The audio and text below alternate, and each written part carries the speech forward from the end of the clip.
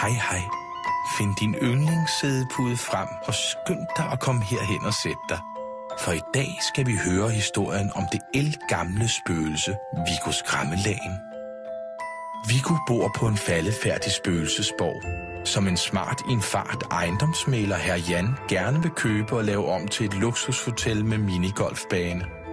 Viggo vil slet ikke flytte hjemmefra. Han bliver helt ked af det. Men heldigvis kommer den drillende rotte Bo og hjælper Viggo.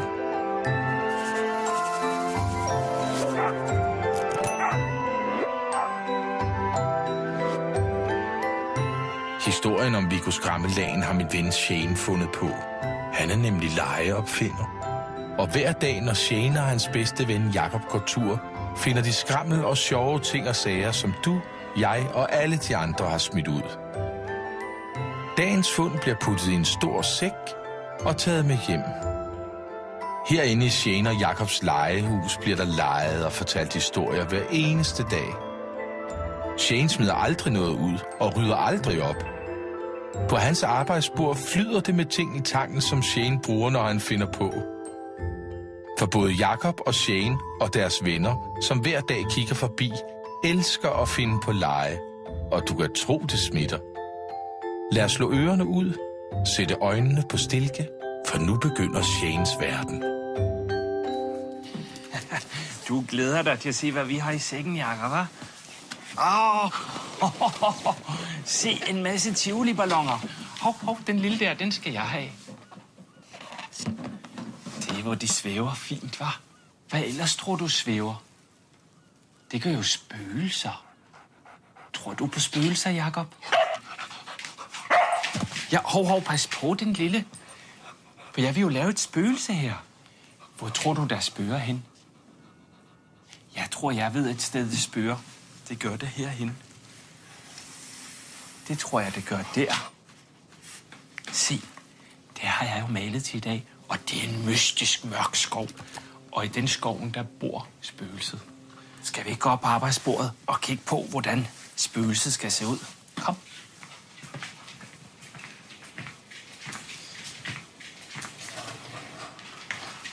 Ja. Den er sjov, den her, hva'? Ja, du kan godt lide spøgelset. Hop op i stolen med dig. Dygtig hund. Prøv at se. Hov. Du, kan du gå ned i stolen med dig? Ned i stolen med dig. Se, når jeg skal lave et spøgelse, så skal jeg bruge noget maling. Og mit spøgelse skal have hår på hovedet. Så jeg skal have nogle pensler, jeg skal også have noget lim. Nå, det her spøgelse, det skal hedde Viggo Skræmmelagen. Ja, rigtig lille skræmmende spøgelse. Men det er et sødt spøgelse. Og så er det 805 år gammelt. Så man kan faktisk godt sige, at det er et børnespøgelse. Fordi 805 år gammelt, det er rigtig gammelt, men det er ikke så gammelt for spøgelser. Og i gamle dage, når ridderne sad foran pejsen på borgen efter en lang dags kamp, så kom Viggo farende og skræmte dem og sagde og raslede med hans kæder. Så han skal have sådan nogle store og sorte render rundt om. Ridderne, de blev faktisk lidt trætte af, at Viggo spøgte så meget. Fordi dengang, der lavede han så meget halløj, at ridderne, de blev så bange. De blev hvidhårede af skræk. Så får han lige nogle pupiller. Men de kunne egentlig også godt lide det en lille smule. Det var lidt som at blive kildet. Man vil gerne have, at det skal stoppe, men man vil også gerne, at det skal blive ved alligevel. Men nogle gange, når Viggo var i det ekstra spøgefulde humør, så kommer han faktisk til at skræmme ridderne så meget, at de kom til at tisse i rustningen af skræk. Faktisk så meget, at rustningen kom til at begynde at ruste. Nå, Viggo skal lige have noget hår på hovedet. Så jeg har noget lim her. Dupper lige. Sådan der. Og så sætter jeg det lige fast der. Sådan. Viggo er faktisk også blevet hvidhåret. Lidt ligesom ridderne. Sådan. Wow, han er farlig. Nu er det jo snart nat, Viggo, ikke? Du skal jo hen og spøge på din ridderborg. Og du kan tro, jeg har malet en stor, lysende fuldmåne, som kan lyse hen over din smukke, faldefærdige borg. Ja, så du kan spøge hele natten. I gamle dage svævede Viggo rundt på borgen. Men selvom ridderne syntes Viggo samtidig var lidt irriterende, som en myg, der hele tiden summer rundt og rundt, var de alligevel glade for ham. Det var faktisk på en mærkelig måde lidt hyggeligt at have sådan et spøgelse, som for rundt i slotsgangene. Ridderne kaldte det for hyggegys, når Viggo svævede rundt på borgen og lavede spøgelseskunstner. Jeg henter lige din ridderborg, Viggo, i pulterkammeret. I sådan en spøgelsesverden skal der bruges en øde og forladt ridderborg. Den skal have uigennemtrængelige mure, hvorfra man engang for længe siden hældte kogende tjære ned over sine fjender. Borgen skal have et tårn, som er perfekt til at låse prinsesser inde i, og huller i taget, så flagermusene kan flyve ind og ud. Der skal gro græs ind i de gamle sale, blandt de mulede malerier og nedfaldende lysekroner. Se, Jacob, så skal vi stille alle tingene op her. Ja. Se, det er Viggos borg, den her. Viggos ridderborg. Selvom ridderne, de er for længst borte, de er døde og begravet, så bor Viggo her stadigvæk. Det kan han rigtig godt lide. Borgen, den ligger midt inde i den mørke skov, nede ved mosen. Og der har den ligget i 850 år. Det er lidt længere, end Viggo har boet der. For Viggo han er jo kun 805, men det er fordi Viggo han er faktisk født her på borgen. Og rundt om borgen, der er der masser af mose i. Det er sådan nogle vilde bjerge, der står og ser lidt uhyggelige ud. Og der står også nogle lidt skumle træer her med et dødningehoved i. Rigtig sjovt. Og så hernede foran borgen, der er borgens hovedindgang. Det er porten, hvor gæster de kommer ind af. Foran porten gror der nogle smukke blomster, og der står et par citroner og appelsinbuske for at narre nabokonen, så hun ikke klager til kommunen over, der er alt for uhyggeligt. Her er Emilio. Han er en af Shane og Jacobs rigtig gode venner. Han kommer tit på besøg. Det er en rigtig fin borg, ikke? Den er gået rigtig meget. Hej, Shane og Jacob. Hej, Emilio. Se, der kom Emilio, Jacob. Han har glædet sig, til du kom. Og spurgte, hvornår kommer Emilio, så vi kan lege? Du, Emilio, er det ikke dig, der er vild med ridderborg? Jo. Kan du se, hvad jeg har bygget der? Ja. Det er en gammel ridderborg. Den er helt faldet sammen, fordi se, der er hul i taget, og der vokser græs hernede, og vinduerne er faldet ud. Og der spøger på den. Se, det er Viggo Skræmmelagen. Det er ham, der bor der. Kan du se, hvad han er for en? Spøgelse. Ja. Er du bange for spøgelser? Nej. Jeg er lidt bange. Jeg er så bange for spøgelser. Nå, Viggo, han har boet der i 805 år. Jeg vil gerne spørge dig om noget, Shane. Ja. Hvorfor er græs oppe på taget? Det er fordi, at det jo er så gammelt et hus, at der går græs alle steder. Okay. Har du aldrig set gamle hus? Der kommer der græs ud af vinduet, og du kan se herinde, og derinde er der græs, og der er hele tårnet faldet ned. Du, nu skal du se. En dag, ikke? Viggo, han var glad. Han fløj rundt omkring på sin borg og kiggede ud af alle hullerne og fløj ind og ud af de knuste vinduer og sådan noget. Og så kom der en smart mand i en rød bil. Kan du køre den røde sportsvogn herhen op til porten? En dag kommer der en ejendomsmægler i en rød sportsvogn. Og ham her, han hed ejendomsmægler Jan. Ved du, hvad det er? Sådan en, der sælger huse. Han er meget smart, og han vil købe borgen og bygge den om til et luksushotel. Viggo vil ikke have, at hans gamle borg bliver lavet om til hotel for femsede turister. Hvorfor skal hans pæne hjem laves om til noget luksushalløj? Det er da perfekt, som det er. Ved du, hvad et luksushotel er? Ja, det er sådan et hotel, hvor man får alle mulige ting, der er luksus. Ja, det er det godt nok ikke her nu, men det vil han bygge om, ikke? Viggo svæver fortvivlet rundt. Ejendomsmægler Jan synes, det er et perfekt sted og kører hjem for at hente penge til at købe borgen. Så ejendomsmægler Jan skyndte sig tilbage ud af porten og op i sin bil. Men så var porten lukket. Ja, så må han jo åbne porten igen. Så kører de bare ned. Ja. Så gik han ned. Viggo forsøger for fuld kraft at skræmme manden væk. Men det virker ikke. Ejendomsmægler Jan tror nemlig ikke på spøgelser. Hvordan skal Viggo sørge for, at hans elskede barndomshjem ikke bliver solgt? Viggo tænker fortvivlet på, hvordan han skal redde sit hjem fra at blive til et luksushotel. Hvad skal han dog gøre? Må der findes nogen, som kan hjælpe ham? Han svævede rundt, og han var simpelthen fuldstændig forskrækket. Hvorfor gik han bare ikke ud og skræmte ejendomsmæleren? Jamen, det er jo fordi ejendomsmæleren, han tror ikke på spøgelser mere. Så Viggo, det nyttede jo ikke noget, at Viggo prøvede at sige, hvad er det, et spøgelse siger?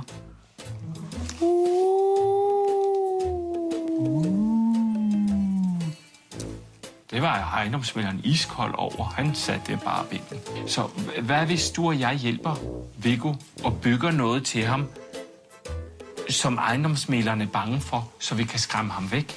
Okay. Skal vi gøre det? Ja, så skal vi derop. Ja, så går vi op til arbejdsbordet. Meget kan det jo være på et luksushotel. Men rotter, det kan det ikke være. Ja. For rotter, det er der kun op på loftet. Ja. Folk, de er nemlig bange for rotter. Ja. Så jeg synes, at Viggo skal have en rotte. Så kan han nemlig rigtig skræmme ejendomsmæleren væk, ikke? Ja. Og når man skal lave en rotte, der skal man bruge nogle toiletruller. Og jeg skal have en opvaskebørste. Og så skal vi bruge nogle af de ting, der ligger her. Øjenbryn, øjne og hale. Ja, lige præcis. Og ved du, hvad det der skal så være? Nej. Knurhår. Ja, så skal vi bare have nogle af dem ud. Ja, vi skal klippe nogle af lidt bagefter. Se, nu klipper jeg lige de der toiletruller. Og så mens jeg gør det, så tænkte jeg på, om du ikke skulle klippe ører til mig. 2 rotteører, tak. Skal vi have store eller små? Ja, det skal være store ører, fordi den her rotte, den kan godt høre rigtig godt. Okay, så skal det være nogle store ører. Ja, det tror jeg sagtens, det kan være. Men den skal jo have et navn. Hvad skal vi kalde vores rotte? Det bestemmer du. Okay, så synes jeg, at den skal hedde Bo. Okay. Hvor gammel skal vores rotte være? Den skal være 6. Bo hedder Bo, fordi det er en forkortelse for spaghetti bolognese, som er Bos absolutte yndlingsret. Ja, næst efter rådden fisk med brun salat og indskrumpende ærter. Og så propper jeg det her ned i hovedet, så den kan få en hjernemasse, så rotten kan tænke. Ikke? Og så tager jeg noget tape rundt, og så taper jeg bare rundt om hele kroppen på rotten. Og også her op i hovedet og rundt om snuden. Sådan der. Og så skal man trykke det lidt sådan her. Kan du hjælpe mig med at trykke det lidt ind? Er du god til at trykke? Se. Kan du se, det begynder at ligne en rotte nu? Ja. Okay.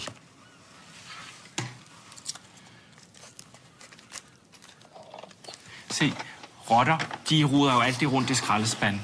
Kan du ikke finde et par sko til Bo i den skraldespand? En grøn og en lilla. God idé. Dem stiller vi lige her.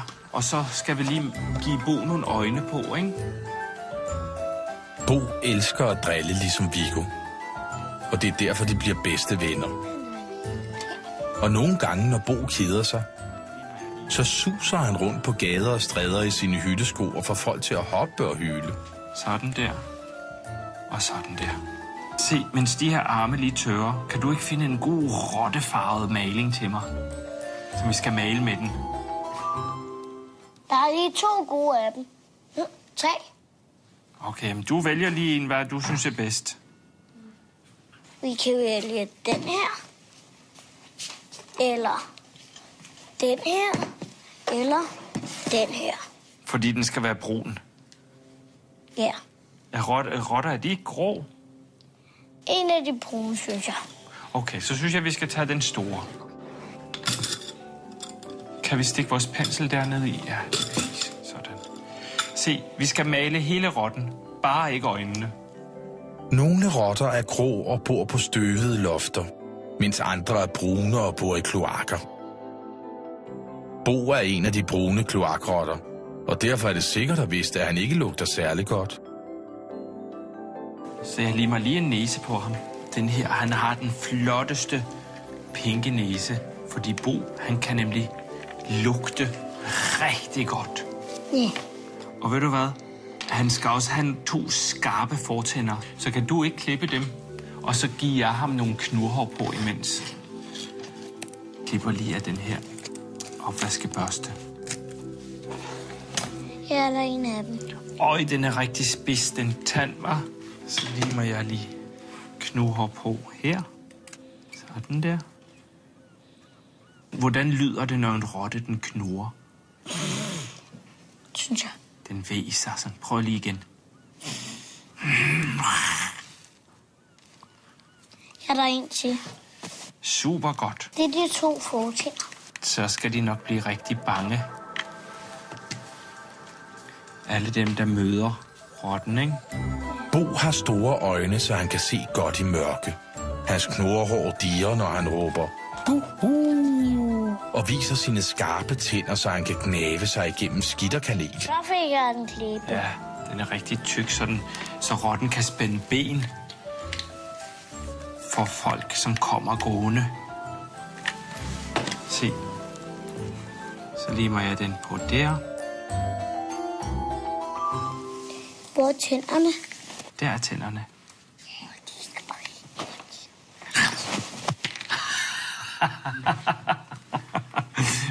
Vil du tegne øjne på Bo? Ja. Ja, skal du lige have en tus. Her. Sådan Bo, han kan kigge. Det bliver en rigtig drillerotte, det her, kan jeg se på de øjne. Men han er også en rigtig grinebider. Nå ja, det er jo også hans øjenbryn. Dem skal han jo have på, så han ser sjov ud. Det er jo ham, der skal hen til Viggo. Ja. Ja, ikke? Og hvad er Viggos bedste ven? Nu mangler vi bare at sætte hyttesko på ham. Ja, de er her. Der var det. Bo, han arbejder engang på et tivoli. Og der arbejder han i spøgelseshuset.